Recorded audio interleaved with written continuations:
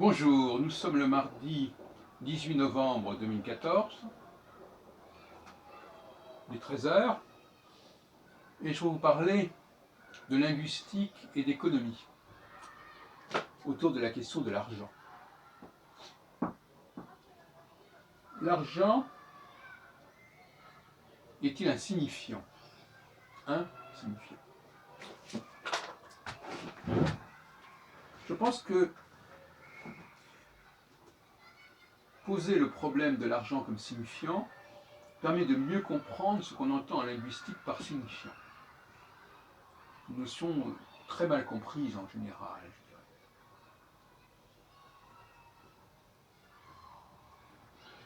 Avec de l'argent, je peux acheter n'importe quoi. Avec un signifiant, je peux signifier n'importe quoi.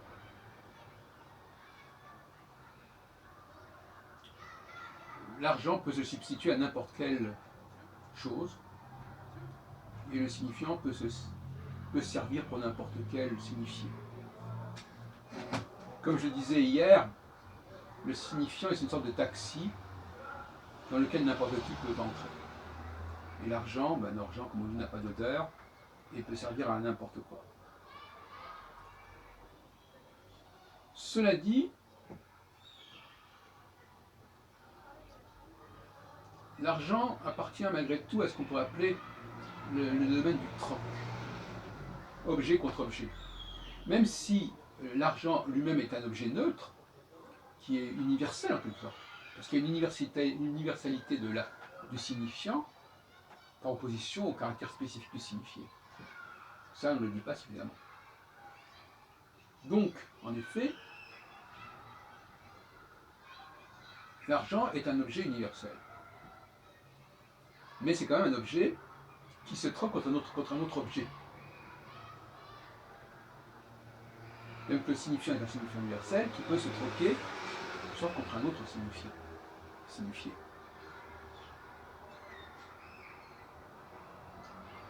Et on rencontre le problème avec justement des objets qui ne sont pas matérialisables, qui sont virtuels, comme tout ce qu'on trouve sur Internet. Les gens sont plus disposés à payer, à donner de l'argent pour un objet concret que pour un objet virtuel. Et c'est là qu'il y a un obstacle, qu'il y a un problème au niveau économique.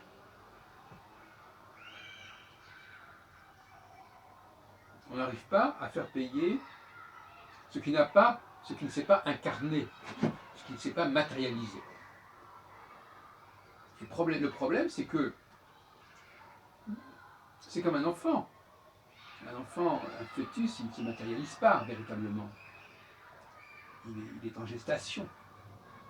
Eh bien, les premières phases d'un processus sont également quelque part en gestation. Et ce n'est que lorsque le processus arrive à son aboutissement, si on peut dire, à son achèvement, qu'il se concrétise véritablement, qu'on peut l'emporter, qu'il est transportable, et qu'il est en plus même visualisable.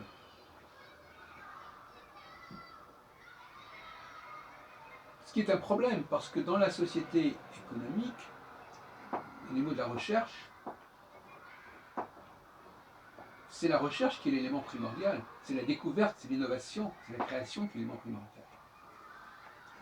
Or, cet élément primordial qui n'est pas encore complètement concrétisé, complètement parachevé, il n'est pas payé comme il devrait. Alors que des éléments plus tardifs, qui correspondent à un temps plus lointain, un décalage plus important, eux sont payés par de l'argent. Et ça, c'est une des choses les plus étranges qu'on puisse rencontrer dans notre société. À savoir que ce qui est le plus vital, c'est-à-dire l'innovation, la création, est moins bien payé en général, il y a l'exception qui confirme la règle, que ce qui n'est qu'une application, qu'un développement, qu'une pratique à partir justement de cet élément initial, de cette matrice. qui conduit des gens à préférer se situer en aval d'un processus qu'en amont. Parce que ça rapporte beaucoup plus d'être en aval. En tout cas, ça apporte quelque chose, ça apporte un minimum. Alors qu'en amont, finalement, il n'y a pas de monnaie d'échange en plus. On ne peut pas échanger son travail contre de l'argent, puisque l'argent ne s'échangerait qu'en contrepartie d'un autre objet. En fait, l'argent, objet universel, peut servir à n'importe quoi, mais à condition qu'il y ait en face un objet. Si ce n'est pas un objet, il n'y a pas d'argent.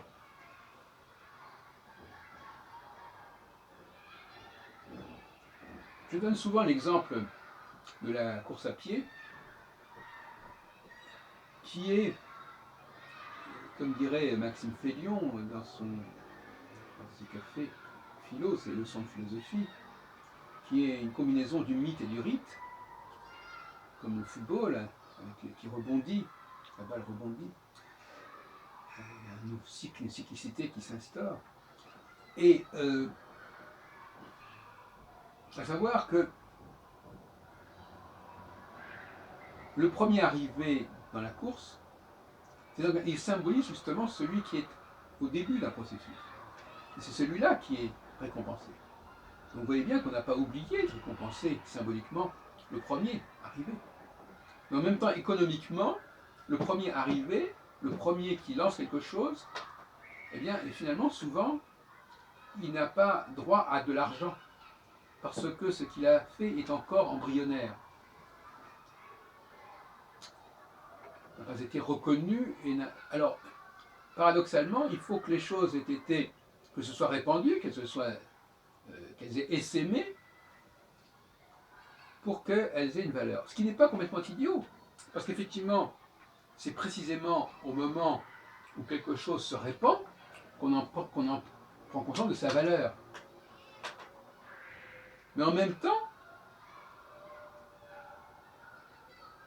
cela ne signifie pas pour autant que celui qui est à l'origine du processus sera payé. Il y a là une espèce de paradoxe extraordinaire.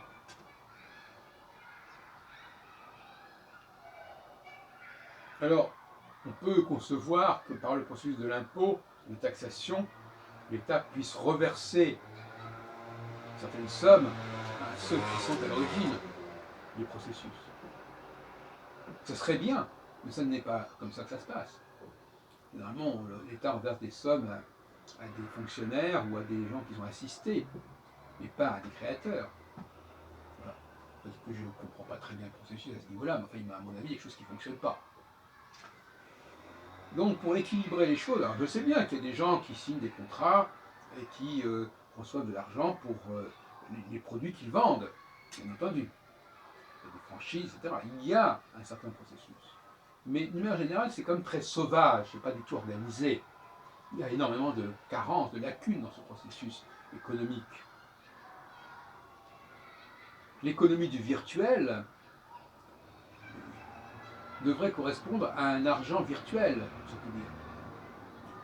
Or, l'argent, il n'est pas virtuel, malgré tout. On aura beau dire qu'il n'est pas pensé comme virtuel, même quand ce ne sont que des chiffres comme ça, ou des billets de banque, ou même quand ce sont des chiffres sur Internet. Mais ce n'est pas la même chose. Il faut. Alors, évidemment, on est payé, on pourrait dire que quelque part, les gens sont payés au niveau de leur amour-propre, ils sont tout contents d'avoir trouvé quelque chose, ils sont tout contents d'avoir des sites qui sont très fréquentés, etc. Il y a une certaine satisfaction. Alors, est-ce que c'est ça, l'argent, pour le virtuel, que cette espèce de glorification, de gloire, de satisfaction d'amour-propre, de gratification personnelle? Peut-être, il faudrait voir.